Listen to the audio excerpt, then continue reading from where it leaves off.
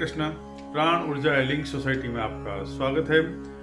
और ये सीरीज जो हम काम कर रहे हैं, जिस पर हम ये बताना चाहते हैं कि सोलर सिस्टम में जो 9 ग्रह, ज़ोडिएक साइन, बर्थ स्टार, वो हमारे जीवन पर कैसे इम्पैक्ट करते हैं। What is the method to impact on the human life.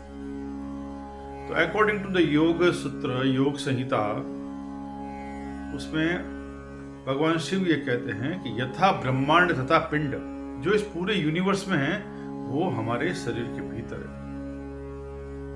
वो सारी मिल्की वेव्स, वो सारी आकाश गंगाएं, वो सारे तारे सितारे, वो सब कुछ हमारे शरीर के भीतर है। एनवायरमेंट का, प्रकृति का इस पूरे ब्रह्मांड में, चाहे नीचे हो चाहे ऊपर हो, जितनी भी स्थितियां हैं, जितनी भी विषय है, जितना भी सब्जेक्ट्स है, जितना भी ऑब्जेक्ट्स है, वो सब हमारे शरीर के भीतर है। मानव शरीर सबसे अद्भुत क्रिएशन है mother nature. The biggest creation of the mother nature is a human body. तो सवाल ये है कि, और मेरा प्रश्न ये है कि ये ग्रह हमारे जीवन में कैसे इम्पैक्ट करते हैं, कैसे शनि की साढ़े लगती है, कैसे राहु की दशा लगती है, और कैसे मंगल, बृहस्पति, शुक्र, शनि, केतु इत्यादि का प्रभाव हमारे जीवन में आता है। मैं हमेशा बोलता हूँ, हमारे पास में एक ही सूत्र है जानने का कि अभी हमारे सर्कमस्टांसेस कैसे हैं, वो तय करते हैं हमारा जीवन अच्छा है या बुरा है। हमारी परिस्थितियाँ, हमारे आसपास की गतिविधि, हमारी मन की स्थिति, वो ये तय करती है कि हमारा समय अच्छा है या समय बुरा है। धीरे धीरे हम यहाँ आते आते इतने हम छोटे हो गए हैं मानसिक स्तर पर कि हम सिर्फ कंफर्ट को ही अच्छा समय मानते हैं। कि अगर कोई पैसे वाला है तो वो बहुत भाग्यशाली है, अगर वो कोई बहुत अच्छा जीवन में सक्सेसफुल काम कर रहा है तो वही भाग्यशाली है।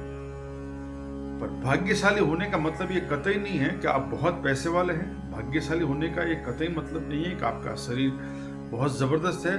भाग्यशाली होने का ये भी मतलब नहीं है कि आप उच्च कोटि के संत हैं। भाग्यशाली होने का यह भी मतलब नहीं है कि आपके पास में दुनिया की सारी सुख सुविधाएं हैं। तो फिर भाग्यशाली किसे कहते हैं? और उस भाग्य के पीछे, उस भाग्यशाली होने के पीछे जो हमारी दौड़ है, वो जो पैसे कमाने के पीछे हमारी दौड़ है, वो जो सक्सेस होने के पीछे हमारी दौड़ है, उसके पीछे जो हम भागते रहते हैं, तभी हम जान नहीं पाते हैं कि भाई हमें जीवन को बेहतर बनाने के लिए, हमको जीवन को भाग्यशाली बनाने के लिए, या हमारे जीवन को सौभाग्यशाली बनाने के लिए हमारे पास में क्या क्या व्यवस्था है, और हम कैसे प्राकृतिक तरीके से सौभाग्यशाली हो सकते हैं। इसी क्रम में मेरा बचपन से यह प्रश्न था, जब मैं छोटा था और हम लोग ज्योतिष का बड़ा इंटरेस्टिंग सब्जेक्ट था, ऑक्टल साइंस, मिस्टिक साइंस, तो मेरा एक बड़ा भारी प्रश्न था कि कैसे लगा है, ये राहु कैसे लगा है, और क्यों राहु मेरे जीवन को खराब कर रहा है, और क्या Shani has business with me जो मुझे खराब कर रहा है, क्या मंगल मेरे जीवन को खराब कर रहा है, क्यों बुध मेरे जीवन को अच्छा कर रहा है, क्यों बृहस्पति मेरे जीवन को अच्छा कर रहा है। इसके पीछे की जो गणना है, जो तमाम ज्योतिष लोग जानते हैं, जो तमाम विद्वान ऋषिगण जानते हैं, पर एक आम व्यक्ति कैसे जान पाए, एक आम व्यक्ति जीवन में कैसे समझ पाए, यह मेरा एक बहुत गहरा प्रश्न था। और मुझे लगता था यह एक ऐसा विषय है जो प्रत्येक मानव को, प्रत्येक युवा को, प्रत्येक युवती को, प्रत्येक वो व्यक्ति जो अपने जीवन को सौभाग्यशाली बनाना चाहता है, उसको ये जरूर जानना चाहिए कि उसका भाग्य कैसे बेहतर होगा। उसको जरूर जानना चाहिए, he must know what is the method of impact of the planets on the life। ये मेरा जीवन है जिसमें ये कहा गया है यथा ब्रह्मांड तथा पिंड, जो इस पूरे यूनिवर्स में वो मेरे भीतर है, जिसमें ये कहा गया है कि मेरे भीतर एक परमात्मा का अंश है, जिसमें ये कहा गया है कि मेरे अंदर एक असीम पावर है, जिसमें ये कहा गया है कि मेरे भीतर 30.5 ट्रिलियन माइटोकॉन्ड्रिया है, जिसमें ये बताया गया है कि मेरे शरीर की जो शक्तियां हैं वो असीम है।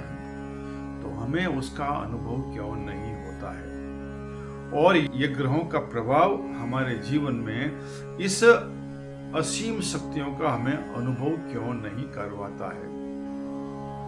मैंने बताया था, आओ हम खोज करेंगे कि ग्रहों की जो इफेक्ट है वो हमारे जीवन में कैसे पड़ता है, कैसे आता है, कैसे वो ट्रेवल करते करते हमारे जीवन में आता है।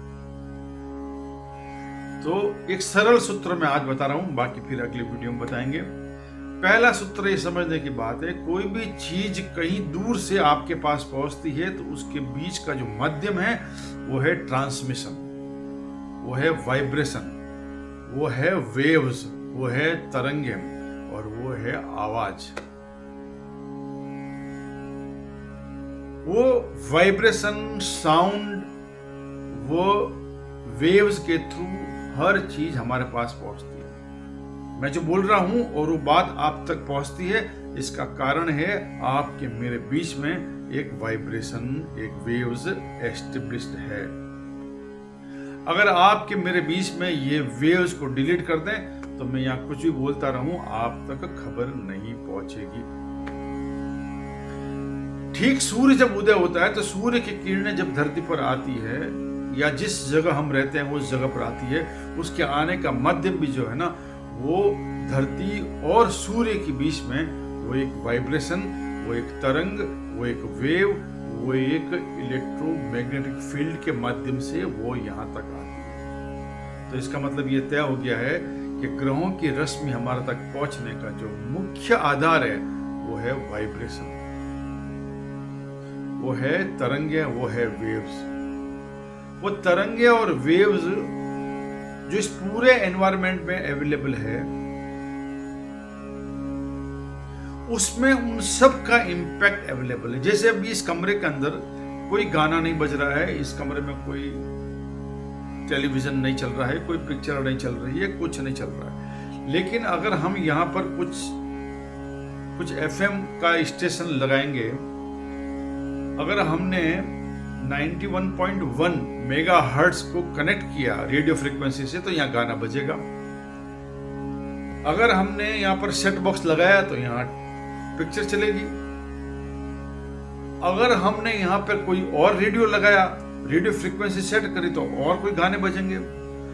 और रेडियो फ्रीक्वेंसी बहुत अगर साइंटिफिक तरीके से लगाएंगे तो किसी और देश में, किसी और भाषा में अगर कुछ चल रहा है वो भी हमें यहाँ पे सुनाई देगा। कारण है वेव्स, कारण है ये ट्रांसमीटर, कारण है ये हमारे बीच में तरंगों का आदान प्रदान। इसका मतलब ये है कि आपके जीवन में अच्छा और खराब समय दोनों एक समय उपलब्ध होता है।